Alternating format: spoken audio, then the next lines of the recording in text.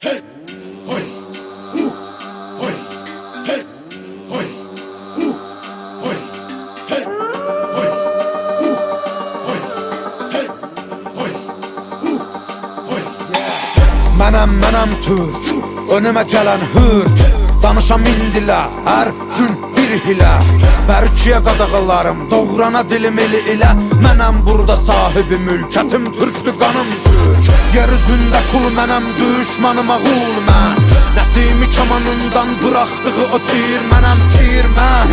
Qırmızı gözlərim çalxalayıb salaram bura toz, toz duman mən. Vermərəm aman mən bir bax heybətə, tanınaram qeyrətə, bağlıyam izalətə, babək kimi doğranamaya cəsarətə. Düşəm əgər zarətə, mübarizəm tək başıma yığınıza qəniməm. Əlimlə verəm vətənə paytəni, mən öncədən bir ki çoxunu bəliyərəm. Boyanam qana türkümü məliyərəm, ayaq olcu qurtlar rəqs eləyir, yer gəlir gəng eləyir.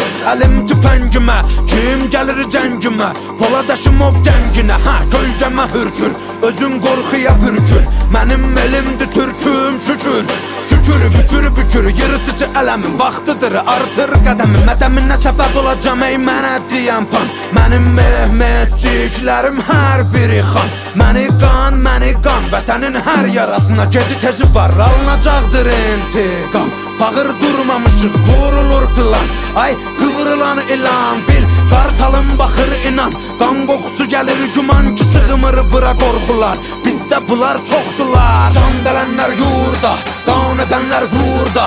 Qüdrət artır nurdan, hörmət vardır burada. Kuzeydə çaxan günəş, güneydə parlar. Türküdür elim mənim, alaboğazımı darlar. Yellənə durmadan ölüm minən tablar. Türkəm deyər, qışqırar bu tarlar.